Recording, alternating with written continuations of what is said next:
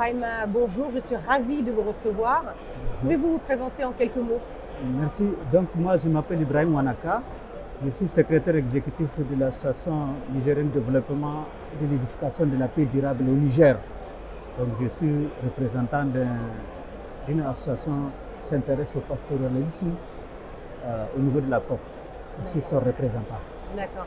Alors je sais que vous vous intéressez particulièrement à l'eau, à son accès, mais également à la qualité de l'eau qu'il y a dans toute cette région du Sahel.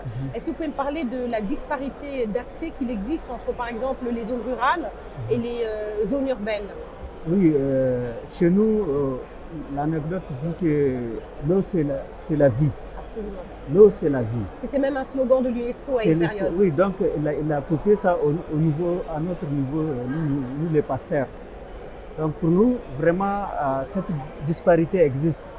D'abord entre les zones rurales et les zones urbaines.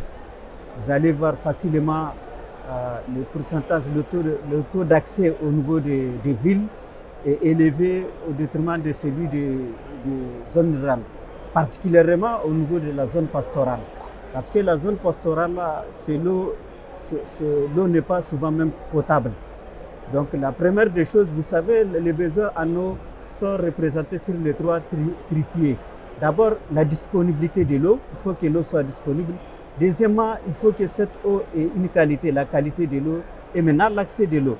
Les deux réunis, comment accéder? Donc tous ces trois-là, au niveau des zones rurales, englobe ces trois. Il y a des zones rurales, par exemple, au niveau des pasteurs, on est au premier degré, par exemple, la disponibilité de l'eau.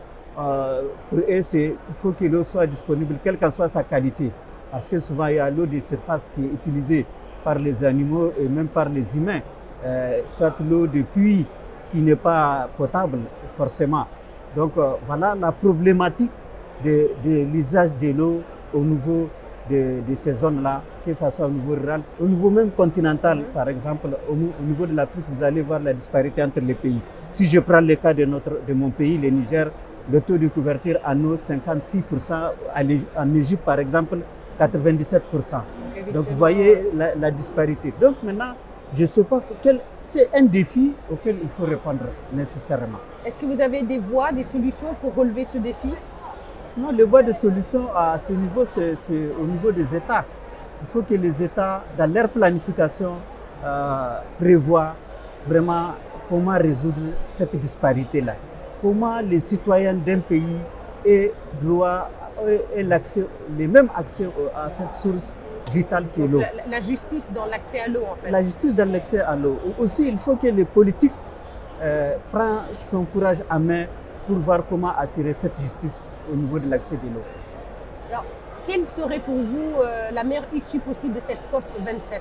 Moi, je suis venu pour porter la voix des pasteurs et que pour moi, la réussite de cette COP, que le cri d'alarme des pasteurs soit entendu et pris en compte. Et que nous avons assisté à plusieurs panels et nous avons fait passer cette voie-là. Est-ce que vous avez de l'espoir? Nous avons beaucoup de l'espoir, nous avons beaucoup de volonté, quand même de bonnes volontés qui sont prêts à appuyer ce secteur-là et que nous sortirons de cette COP-là vraiment rassurés et aussi encouragés dans la lutte vers l'accès à l'eau ou bien vers l'amélioration des conditions de vie des pasteurs. Merci beaucoup d'avoir mis le doigt sur ce problème que vivent les personnes de votre région. Merci infiniment. Merci.